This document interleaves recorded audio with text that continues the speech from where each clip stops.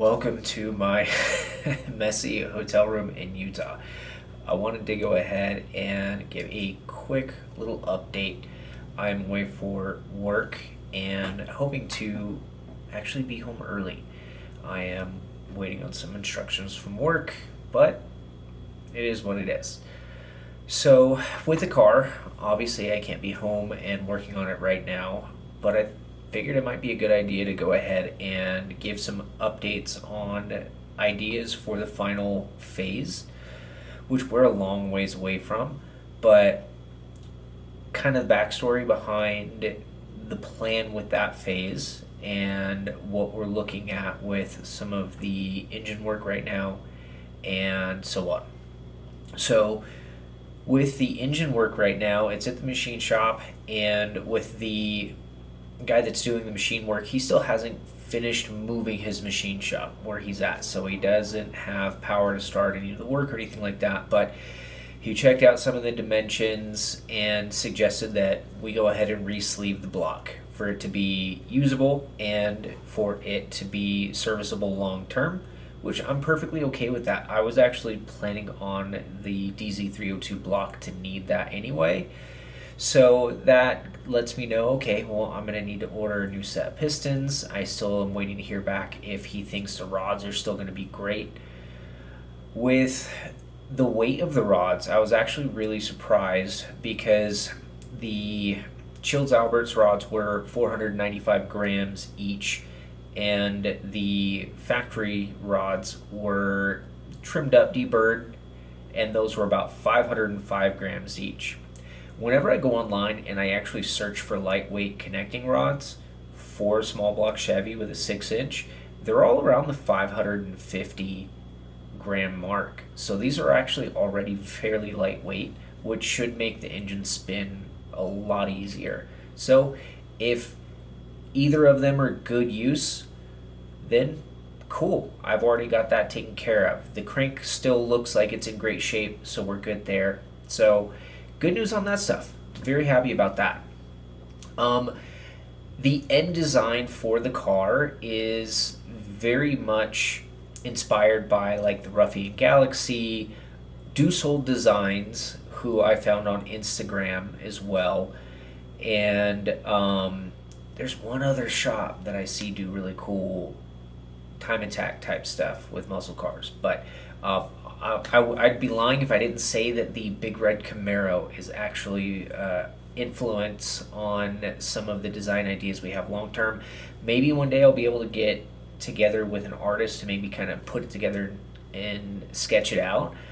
But the goal is to actually fender flare wide body the car in the end, because it's not something that's going to be historically relevant because we don't have the original engine transmission for it to restore. Going full custom is just what I enjoy doing anyway. So with that, the plan is to go ahead and build off some flares down the road and so on and so forth. And I'd actually like to see the body sit lower on the frame, which we may end up channeling the body over the frame or the subframe and build in subframe connectors and so on. But that's very long term. Right now, the first phase is get it together, and so I can enjoy it with my dad, and we can go drive, and we can go be idiots legally.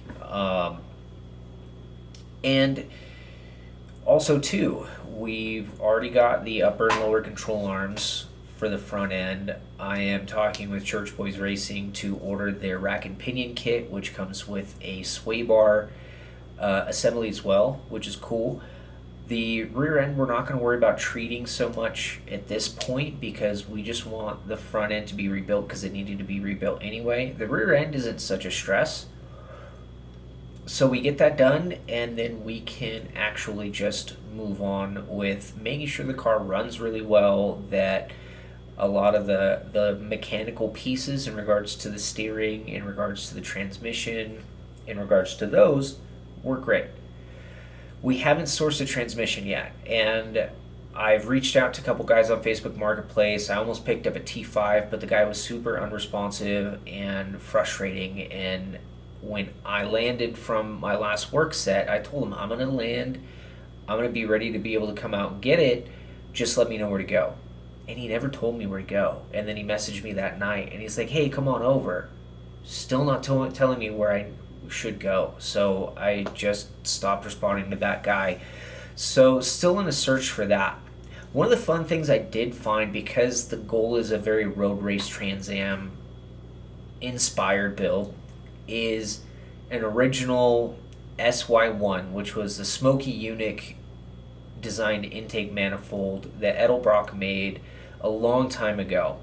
And Smokey himself said that Edelbrock kind of threw him under the bus a little bit because he basically created the air gap manifold with this design, which he was encouraged to not trademark, and then Edelbrock eventually made it for him and then told everybody that it wasn't a great design and developed their own air gap manifolds. So they kind of tossed him under the bus that way on some of the things that I've read in regards to that.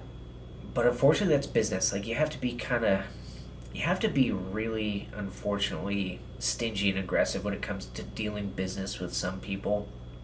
And I don't know who's difficult to work with or anything like that, but realistically, like, cover your butt.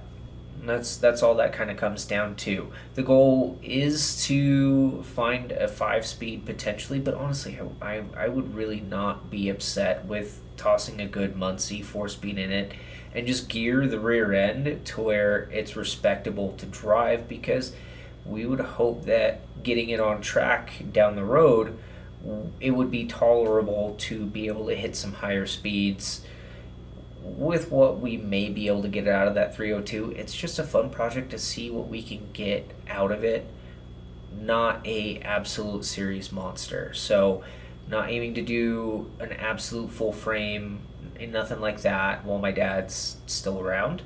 The goal is to be able to have a solid car that handles, runs, drives, and is just different and fun.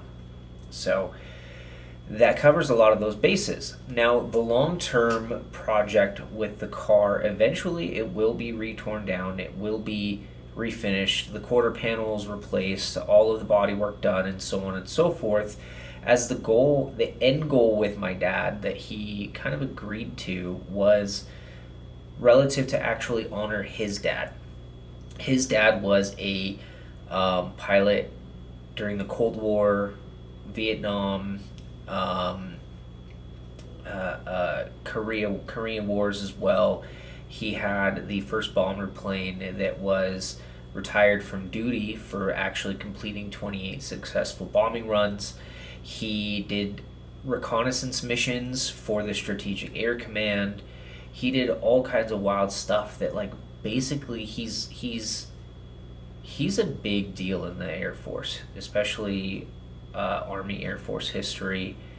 And he also holds the world record for the largest plane recorded flying under a bridge with a B-47 Stratojet, which was actually a nuclear-capable jet. He got in big trouble for it, and that's actually why it's still the Guinness World Record for doing so. But in the end, everybody just thinks he's got balls of steel. He was a great dude. There was complications because, this is getting like personal. There's complications that come with having a career that takes you away from home a lot, especially when you have kids, is that you're not really there to watch after them and be that influence that is really important. And as I travel for work now, like, me and my wife consider that all the time as we're trying to expand our family, and I aim to be home and be able to be 100% concentration on the kids when I'm home and so on. But that's going to be a little bit of time because it's going to take me a couple position promotions to be able to get to that point with my job where I'm at right now. But I've seen how it affected my dad, and my dad grew up in the hippie era too. So, like, he was an adolescent and a young adult in the middle of it, and lots of acid and LSD and all kinds of different drugs when he was young, and he had an accident when probably about like 10 or 11 years ago, I believe it was, and if not longer, where he ended up in the hospital because of low oxygen absorption. And when that happened, the doctors had to go ahead and intubate him. He was in a coma medically for 21 days, and when they looked at the amount of time that he was poorly oxygenated, they basically said he probably incurred some brain damage.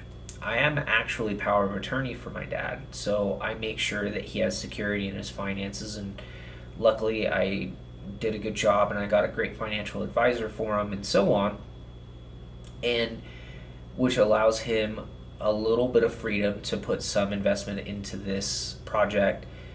Luckily, with the way I am, like we don't make a ton of money, but like we have a little bit of freedom with our own finances to where I can try to meet him in the middle with the investment on the car as well, because this stuff isn't cheap, and make it work.